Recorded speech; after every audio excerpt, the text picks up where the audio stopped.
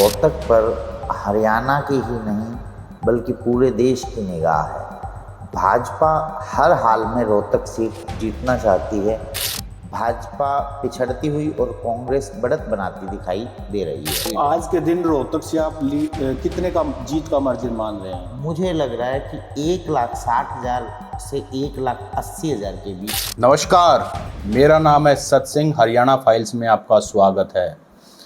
लोकसभा चुनाव के मतदान के लिए अब सिर्फ बचे हैं 4 दिन। आज है 20 मई और इसी दौरान प्रधानमंत्री नरेंद्र मोदी ने हरियाणा के अंबाला में और गोहाना में 2 जगह रैली संबोधित कर दी है। अभी अमित शाह का आना है, योगी आदित्यनाथ का आना है, राहुल गांधी और प्रियंका गांधी जैसे सुपरस्टार कैंपेनर्स हरियाणा की धरती पर आएंगे। ऐसे में आखिरी हफ्ता सिर्फ 4 दिन बचे हैं। चुनाव प्रचार जोरों पर है, चरम पर है। पब्लिक का मूड कोई भाप नहीं पा रहा है क्योंकि कुछ लोग खुलकर बोल रहे हैं, बहुत सारे लोग साइलेंट है, जिससे चारों तरफ कन्फ्यूज़न है। आखिरकार 4 जून को परिणाम क्या होगा? हरियाणा में हैं 10 लोकसभा सीटें और 10 लोकसभा सीटें जिसमें से 2019 में भारतीय जनता पार्टी ने 10 की 10 पर विजय श्री हासिल की थी। इस बार कांग्रेस दावा कर रही है कि वो भी अच्छे सीट हरियाणा से लेगी, लेकिन क्या होगा? हमारे साथ हैं चर्चा करने के लिए जोगिंद्र कथुरिया जी, जो कि सर्वेयर हैं और विश्लेषक भी हैं। उनका क्या कहना है, उन्हीं से जानते हैं। कथुरिया साहब, आपका स्वागत है और दर्शकों को बताइए 4 दिन बचे हैं, हरियाणा की 10 लोकसभा सीटों पर क्या होगा? मैं एक एक करके आपसे पूछूंगा। वहां के लोकल समीकरण बहुत ही ब्रीफ में क्रिस्प हमें बताइए कि 10 लोकसभा सीटों पर आप क्या एक्सपेक्ट कर रहे हैं। पहले तो आपका बहुत बहुत धन्यवाद और देखने वाले सभी दर्शकों का भी बहुत बहुत धन्यवाद कि आपकी ओर से लगातार प्यार मिलता है। आप हमारी वीडियोस को बहुत अच्छे से देखते हैं जी। अब सबसे पहले हम रोहतक ही लोकसभा की बात कर जी, सबसे पहले रोहतक लोकसभा जहां अभी हम बैठे हैं, तो यहां पर कांग्रेस के दीपेंद्र सिंह हुड्डा और अरविंद शर्मा। आप बताइए यहां क्या होगा? देखो, रोहतक पर हरियाणा की ही नहीं बल्कि पूरे देश की निगाह है। भाजपा हर हाल में रोहतक सीट जीतना चाहती है, परंतु भरसक प्रयास करके अभी जीत के जो पाला होता है, जैसे कबड्डी में उस लाइन तक पहुंचना होता है, उस लाइन से काफ़ी भाजपा भी दूर खड़ी है। भाजपा केवल 2 ही विधानसभाओं में लीड ले रही है, एक तो रोहतक शहरी विधानसभा और एक कोसली विधानसभा। 7 विधानसभाओं में भाजपा को हार का सामना करना पड़ रहा है, जिसमें किलोई विधानसभा लगभग भाजपा 60,000 वोटों से पिछड़ रही है। यहाँ पर किलोई, गढ़ी सापला किलोई, जो भूपेंद्र हुड्डा का गढ़ माना जाता है, लगभग 60,000 वोटों की लीड से भाजपा पिछड़ती हुई और कांग्रेस बढ़त बनाती दिखाई दे रही है। इसके बाद यदि हम बात करें रोहतक शहर की, रोहतक शहर में लगभग 7 से 8,000 मतों से भाजपा बढ़त बनाती दिखाई दे रही है और कांग्रेस रोहतक शहरी विधानसभा सीट से पिछड़ती दिखाई दे रही है। अब मैं बात करूं कलानौर विधानसभा की, तो कलानौर विधानसभा में पिछली बार दीपेंद्र थोड़े मार्जिन से हार गए थे। इस बार कलानौर विधानसभा में लगभग 7 से 8,000 वोटों की लीड मिल रही है। जितने वोटों से रोहतक से दीपेंद्र हुड्डा हारेंगे, उतने मार्जिन से कलानौर से जीत जाएंगे। रोहतक को कलानौर बराबर कर देगा। अब मैं आपको महम विधानसभा के हालात का जायजा, पिछली बार अरविंद कुमार शर्मा को लगभग 54,000 मत प्राप्त हुए थे महम विधानसभा में। इस बार वो वोट घटकर 45 से 47,000 के बीच में अटक रहा है, लगभग 46,000 एवरेज हम मान लेते हैं। और इस बार यहाँ पर लगभग 74 से 75% पोलिंग का मैं अनुमान लगा रहा हूँ कि मुझे लगता है कि 74 से 75% पोलिंग होगी, और 74 से 75% पोलिंग में लगभग 1.5 लाख की पोलिंग हो जाती है। और यहाँ पर दीपेंद्र सिंह हुड्डा लगभग 90,000 वोट लेते, पिछली बार उन्हें 69,000 वोट मिले थे। तो लगभग यहाँ पर अच्छी खासी 44,000 के करीब करीब की लीड मैम विधानसभा से मिलती हुई दिखाई दे रही है दीपेंद्र सिंह हुड्डा को। यदि हम और आगे बात करें जी, बहादुरगढ़, पिछली बार दीपेंद्र सिंह हुड्डा बहादुरगढ़ में भी लिटिल बिट मार्जिन से हार गए थे। इस बार 5,000 से 7,000 के बीच में दीपेंद्र सिंह हुड्डा बढ़त बनाते दिखाई दे रहे हैं। उन हर गांव में जो बहादुरगढ़ के हैं दीपेंद्र सिंह हुड्डा का वोट बढ़ा है, और शहर में भी दीपेंद्र सिंह हुड्डा ने गेन किया है। फिर भी बहादुरगढ़ शहर की जब गिनती होगी दीपेंद्र सिंह हुड्डा हारेंगे, गांवों से जीतेंगे। गांवों से ज़्यादा मार्जिन से जीत रहे हैं, शहर से कम मार्जिन से हार रहे हैं, इसलिए बहादुरगढ़ में भी लीड दीपेंद्र सिंह हुड्डा की आएगी। बादली विधानसभा की बात करता हूँ। बादली विधानसभा में भी अप्रोक्स 20 से 25 के बीच 22,000 के करीब दीपेंद्र सिंह हुड्डा बढ़त बनाते हुए दिखाई दे रहे हैं। यहाँ पर लगभग बहुत बड़ा ग्रामीण हलका है, लगभग गांवों में दीपेंद्र सिंह हुड्डा बढ़त बना रहे हैं। कुछ चंद गांवों में अरविंद शर्मा को बढ़त मिल रही है। बाकी चंद मैं बिल्कुल क्लियर नहीं कर रहा, चंद गांवों में यहाँ पर अरविंद शर्मा को बढ़त मिल रही है। बाकी सभी गांवों में यहाँ दीपेंद्र सिंह हुड्डा आगे हैं। यदि हम बात करें झज्जर शहर की, झज्जर शहर में कांटे का मुकाबला है।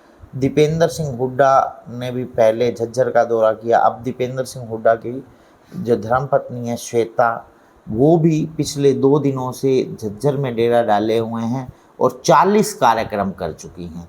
तो झज्जर पर विशेष फोकस है। झज्जर में मुझे लग रहा है कि अमित शाह भी और योगी आदित्यनाथ ये सभी झज्जर को ही टारगेट किए हुए हैं, इसलिए उसको काउंटर करने के लिए वहाँ पर हुड्डा परिवार से इन्होंने अपनी धर्मपत्नी, जिस प्रकार से आशा हुड्डा कई सालों से रोहतक शहर को संभालती आई हैं, झज्जर शहर का जिम्मा श्वेता हुड्डा को सौंपा है। अब मुझे लग रहा है कि कांटे के मुकाबले में दीपेंद्र लगभग 10,000 वोटों की लीड झज्जर में आज की डेट में बनाते दिखाई दे रहे हैं। भविष्य में क्या समीकरण बने उसके बारे में अभी हम कुछ नहीं जा सकते। बेरी विधानसभा में भी बहुत अच्छी खासी लीड, लगभग 30 से 35,000 के बीच की जो तो लीड आज के दिन रोहतक से आप कितने का जीत का मार्जिन मान रहे हैं? मुझे लग रहा है कि 1,60,000 से 1,80,000 के बीच ये मार्जिन रहने वाला आज के जीत का मार्जिन, आज की जीत। लेकिन मोदी साहब भी गोहाना में रैली कर गए हैं, पड़ोस में है रोहतक में, और ऐसा चूँकि मोदी वाली रैली में मैं गया था और भीड़ बहुत ज़्यादा थी। रोहतक से बहुत सारे व्हीकल, बहुत सारे लोग पहुँचे हुए थे। मोदी 400 पार का नारा लग रहा था। तो आपको लगता है कि उसका कोई असर रोहतक लोकसभा पर भी होगा?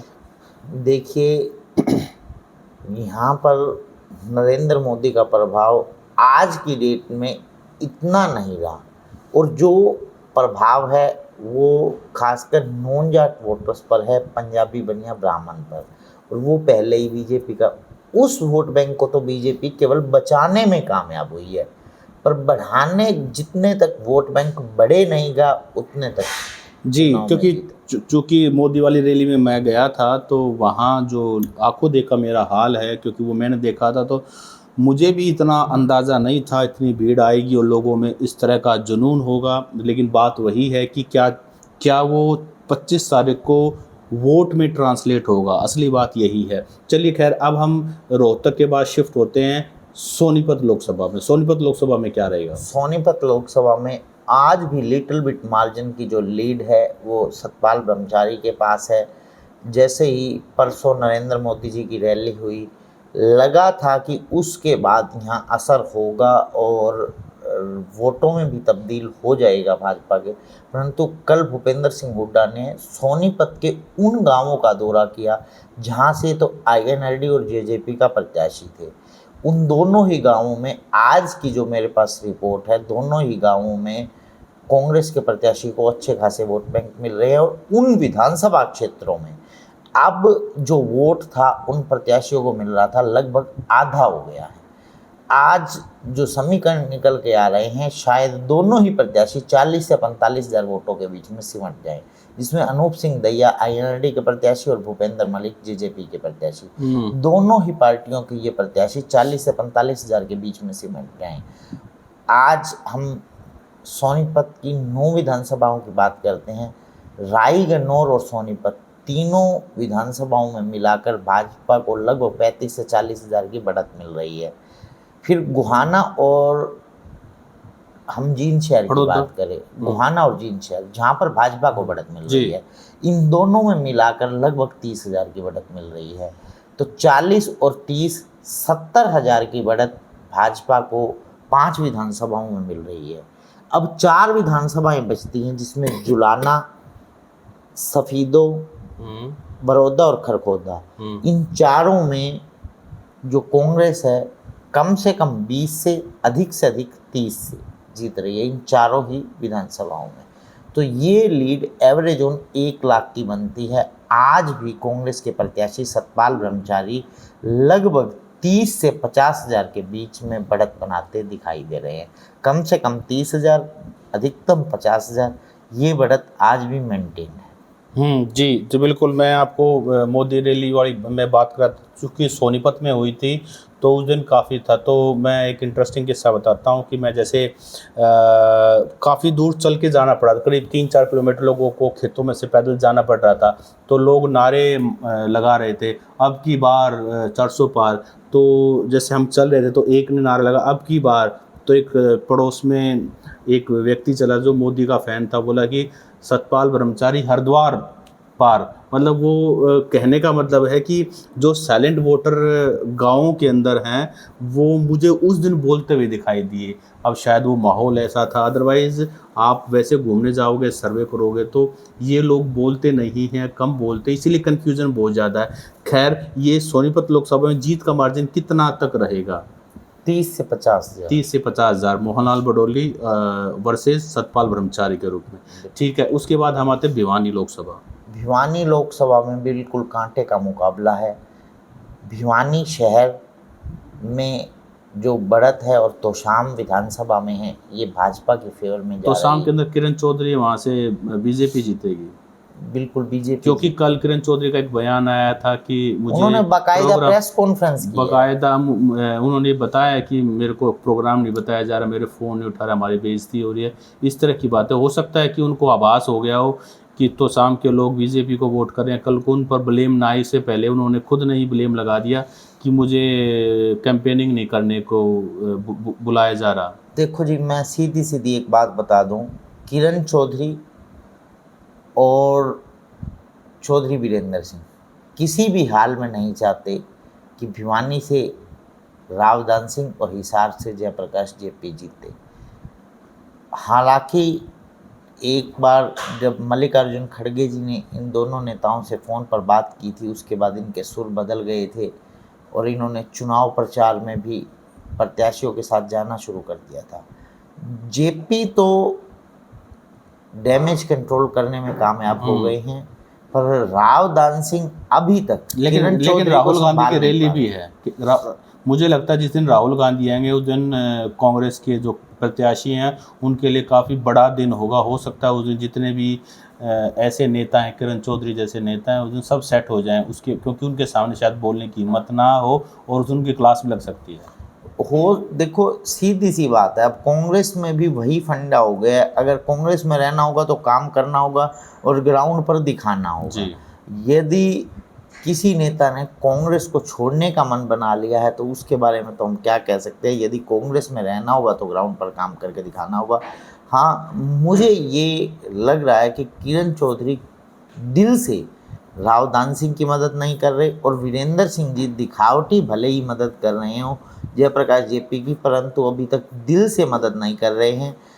अगर यहाँ पर जयप्रकाश जेपी की मदद करते हैं चौधरी वीरेंद्र सिंह तो 50,000 की बढ़त तक आसानी से तो उचाना। तो हम पहले भिवानी खत्म करें तो भिवानी में जीत का मार्जिन कितना रहेगा?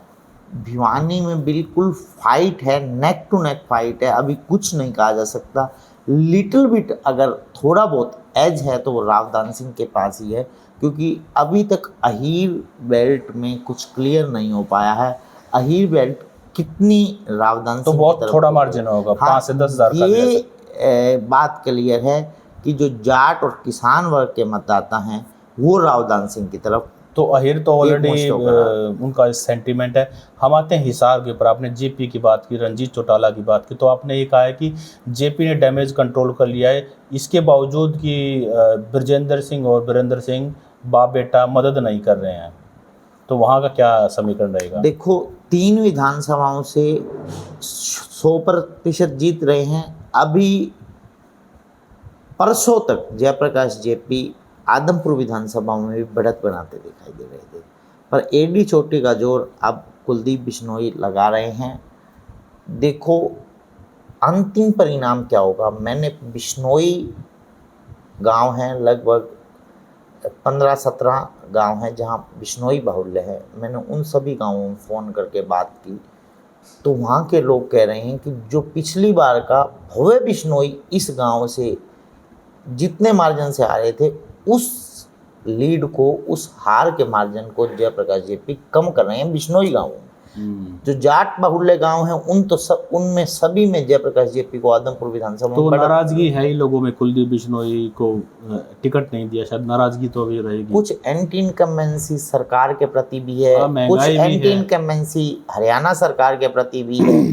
फिर जो भाजपा के नेताओं में रणजीत सिंह चौटाला की मदद ना करना, रणजीत सिंह चौटाला की बयानबाजी ब्राह्मणों के प्रति, उसके बाद मनोहर लाल खट्टर की बयानबाजी चौधरी भजन लाल जी के प्रति। हालांकि समर्थक, जो कट्टर समर्थक है, जो भजन लाल जी को अपना नेता मानते हैं, वो भाजपा से खफा दिखाई दे रहा है। इस बात का फायदा जयप्रकाश जेपी को तो जा रहा है। जीत का मार्जिन कितना रहेगा इस बार? जीत का मार्जिन आज की डेट में मुझे 60 से 80 हज़ार के बीच में दिखाई दे और रहा इसमें एज जेपी को है। है। एज जेपी को है क्योंकि वो 4 उचाना विधानसभा में क्या रहेगा? उचाना में जेपी जीत रहा है लगभग 35,000। अगर वीरेंद्र सिंह ने पूरी मदद कर दी तो जयप्रकाश जेपी लगभग 50,000 से अधिक मतों से यहाँ से जीते। जी, अच्छा, इसके बाद हम चलते हैं सिरसा। सिरसा में तो शुरू से हम एक ही बात सुनते आ रहे हैं कि कुमारी शैलजा को एज है। अब कुछ फर्क पड़ा है? देखो, कुमारी शैलजा का प्रतिदिन जीत का मार्जिन बढ़ा है। आज योगी आदित्यनाथ सिरसा शहर में संबोधन करेंगे, रैली संबोधित करेंगे।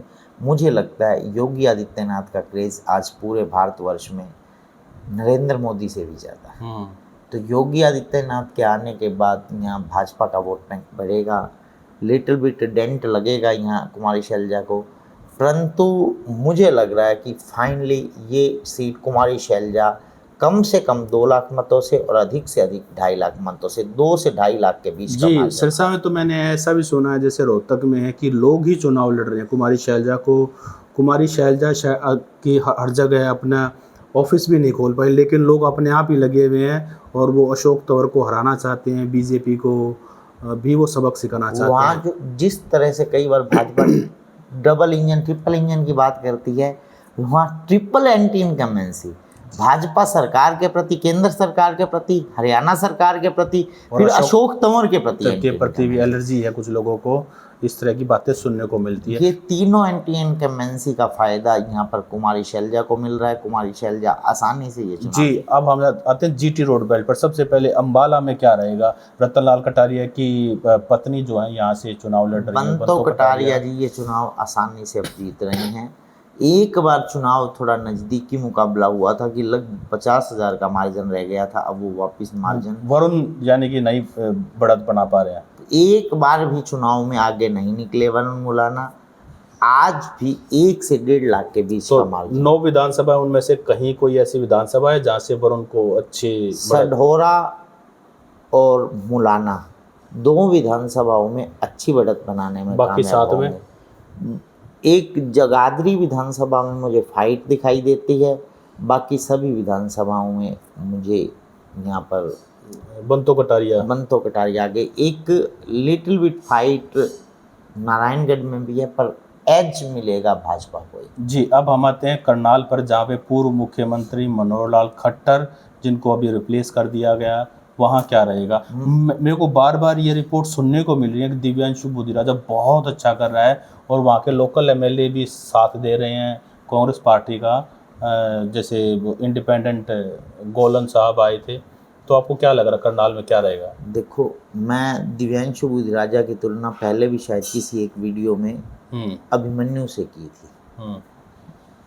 31 साल का यंग लड़का अगर 10 साल मुख्यमंत्री रहे, मनोहर लाल को जबरदस्त टक्कर देता है। उसने चक्रव्यूह में तो प्रवेश कर लिया, उसको चक्रव्यूह में घुसना तो आता था, चुनाव मैदान में उतरना तो आता था, पर जीतने के लिए उसे बाहरी सपोर्ट की ज़रूरत है। वो बाहरी जो योद्धा हैं वो कितनी मदद कर पाते हैं दिव्यांशु बुधिराजा की। एक बात है कि दिव्यांशु बुधिराजा का नाम ताउम्र याद रखा जाएगा, जिस प्रकार एक 31 साल के लड़के ने 10 साल मुख्यमंत्री रहे मनोहर लाल खट्टर को बहुत ज़बरदस्त टक्कर दी है। आज पंजाबी वोट बैंक जो किसी भी तरह से भाजपा से दूर नहीं जाना चाह रहा था, भाजपा से छिटक कर कांग्रेस की तरफ आ रहा है, दिव्यांशु बुधिराजा को डल रहा है, और जिससे भाजपा में घबराहट भी है। एक बात देखिए, एक वो बंदा जो कभी विधायक भी नहीं रहा, विधानसभा चुनाव भी हार चुका था, अगर वो 6.5 लाख मतों से करनाल लोकसभा जीतता है, एक बंदा जो 2 बार विधायक और 10 साल मुख्यमंत्री रहा हो, यदि वो 1 से 1.5 लाख के बीच में चुनाव जीत भी जाता है तो उस जीत को जीत नहीं कहा जाएगा। बड़ी जीत नहीं कहा। यदि 7 कौरवों ने मिलकर चक्रव्यूह में मिलकर अभिमन्यु को मार भी गिराया था तो उस विजय को विजय नहीं। तो आप ये कहना चाहते हैं कि ये चुनाव बेशक मनोहर लाल खट्टर जीत जाए, लेकिन इसका असली हीरो दिव्यांशु बुधिराजा होगा। हाँ, नैतिक हार यहाँ भाजपा की होगी कि आपके 10 साल के मुख्यमंत्री बामुश्किल चुनाव जीत। तो 9 विधानसभा में से कोई ऐसी विधानसभा है जहाँ से दिव्यांशु बेटर कर रहे हैं? बिल्कुल, पानीपत ग्रामीण, इसराना और असंध, तीनों विधानसभाओं से मनोहर लाल खट्टर चुनाव हार रहे हैं। समालखा और नीलोखेड़ी यहाँ पर बराबर की टक्कर है। पानीपत शहर, करनाल शहर और इंद्री, इन 3 विधानसभाओं में मनोहर लाल खट्टर को बढ़त मिल रही है। जी, तो अब हम आते हैं कुरुक्षेत्र पर। बड़ा इंटरेस्टिंग है, यहाँ ट्रायंगुलर फाइट बन चुकी है अभय सिंह चौटाला में, नवीन जिंदल में और सुशील गुप्ता में। देखो, पिछले 3 दिन पहले ही मैंने एक वीडियो हरिभूमि टीवी पर बैठकर बनाई थी। उसमें सुशील गुप्ता उस समय आगे निकल गए थे। स्वाति मालीवाल केस के बाद और कल राकेश टिकैत का भी अभय सिंह चौटाला को समर्थन देने के बाद मुझे लगता है अभय सिंह चौटाला ने गेन किया और कहीं ना कहीं सुशील गुप्ता का चुनाव ढीला पड़ा। इन 2 की लड़ाई में नवीन जिंदल आगे निकल गए हैं। अब ये चुनाव नवीन जिंदल बहुत आसानी से जीत रहे हैं, बहुत आसानी से, क्योंकि जो अम्बाला में रैली की है उसमें प्रधानमंत्री नरेंद्र मोदी ने नवीन जिंदल के लिए भी वोट की अपील की है और कुरुक्षेत्र लोकसभा के लोगों ने भी उस रैली में शिरकत की है। तो मुझे लगता है कि नवीन जिंदल जो पुराना अनुभव है उस अनुभव के लिहाज से अब चुनाव में आगे निकल चुके हैं। लगभग ये दोनों प्रत्याशी मुझे लगता है 5 लाख तक सिमट जाएंगे और नवीन जिंदल 7 लाख से अधिक मत प्राप्त करेंगे। लगभग 2 लाख वोटों से नवीन जिंदल जी ये चुनाव जीत। अब हम आते हैं एनसीआर की दोनों सीटों पर। सिर्फ लास्ट की 2 सीटें बच गई हैं, गुड़गांव और फरीदाबाद। देखो, फरीदाबाद में कभी भी कोई डाउट नहीं रहा। गुरुग्राम में हर समय राव इंद्रजीत आगे ही प्रतीत हुए हैं। राव इंद्रजीत ये चुनाव आसानी से जीत रहे हैं। 3 विधानसभाएं जो मेवात जिले की हैं, तीनों में लगभग 2 लाख मतों से वो पिछड़ रहे हैं और गुरुग्राम और बादशाहपुर सीट में बहुत भारी बढ़त यहाँ पर राव इंद्रजीत को मिलती दिखाई दे रही है। बढ़त तो उन्हें रेवाड़ी, बावल और पटौदी से भी मिल रही है, परंतु इन 2 विधानसभाओं से इतनी भारी भरकम बढ़त मिल रही है कि उन 3 विधानसभाओं जहाँ से इंद्रजीत हार रहे हैं उनकी बढ़त को ख़त्म करके और यहाँ बढ़त बना रहे हैं उन 3 विधानसभाओं की जो लीड है बावल, रेवाड़ी और पटौदी, प्लस यहाँ की जो लीड मिलेगी लगभग मिलाकर 1.5 से 2 लाख मतों के बीच राविंदर जी जी। के चुनाव आसान। फरीदाबाद हमारी लास्ट। फरीदाबाद में एक बार महेंद्र प्रताप ने पसीने छुड़ा दिए थे कृष्णपाल गुर्जर जी के, वयोवृद्ध नेता हैं। आज भी गुर्जर समाज ज़्यादा वोट महेंद्र प्रताप जी को कर रहा है कंपैरेटिवली कृष्णपाल गुर्जर। पर कृष्णपाल गुर्जर के साथ प्रवासी 8% के करीब प्रवासी मतदाता हैं, पंजाबी, बनिया, ब्राह्मण, ये वोट बैंक भाजपा के साथ जा रहा है। वहाँ का जाट, गुर्जर, एससी और मुस्लिम ये कांग्रेस के साथ जा रहा है। फाइनली ये सीट पर एज भाजपा को है, लगभग 50,000 से 1 लाख मतों के बीच में यहाँ पर कृष्णपाल गुर्जर जीत जाएंगे। जी, तो टोटल 10 सीट में से आप कितनी प्रेडिक्ट कर रहे हो कि कितनी कांग्रेस की आएंगी, कितनी बीजेपी की रहेंगी? देखो, मैं भाजपा की 4 सीटें बिल्कुल क्लियर मानता हूँ। कौन कौन सी? जिसमें से गुरुग्राम, करनाल, कुरुक्षेत्र और अम्बाला। कभी मैं आज से 15-20 दिन पहले भी जो वीडियो बनाता था इन 4 सीटों को रखता था। कांग्रेस की कौन कौन सी कंफर्म है? कांग्रेस की रोहतक, हिसार और सिरसा आज की डेट में कंफर्म दिखाई दे रही है। और फाइट रहेगा 2 सीटों पर कांग्रेस फाइट में है और एज पर भी है, जिसमें भिवानी, महेंद्रगढ़ और सोनीपत। कुछ जो यहाँ मेरे साथियों का मत है कि सोनीपत हिसार से ज़्यादा सेफ है, पर मुझे सोनीपत से हिसार ज़्यादा सेफ लगती है। बाकी यहाँ मैं फाइट में मान के चलता हूँ सोनीपत और भिवानी, महेंद्रगढ़ में अच्छी फाइट देखने को मिलेगी। एज कांग्रेस की झोली में रहेगा। फरीदाबाद में यहाँ पर एज भाजपा को रहेगा, फाइट है, क्योंकि 50,000 से 1 लाख का मार्जिन लोकसभा चुनाव में कुछ खास नहीं होता। जी, तो ये थे हमारे साथ पॉलिटिकल सर्वेयर जोगिंद्र कथुरिया जी, और कथुरिया साहब का कहना है कि 4 दिन जो बचे हैं वोटिंग पूरा हरियाणा वोट करेगा और अपनी मोहर लगाएगा कि जीत किसकी होगी। इनका दावा है कि कम से कम 4 सीट ऐसी हैं जो बीजेपी कंफर्म जीत रही है और बाकी 3 सीट ऐसी हैं जिसमें कांग्रेस कंफर्म जीत रही है। बाकी जो सीट बची है उसमें कांटे की टक्कर है, कुछ भी हो सकता है। तो आपको ये वीडियो कैसा लगा आप हमें कमेंट करके बता सकते हैं, और शायद ये हमारा एक बहुत बड़ा सर्वे, लास्ट सर्वे है। कोशिश करेंगे लास्ट में अगर हमें कुछ पता लगेगा, कुछ अलग से बदलाव होगा तो एक बड़ा महासर्वे भी लेके। कथुरिया साहब आपका बहुत बहुत धन्यवाद।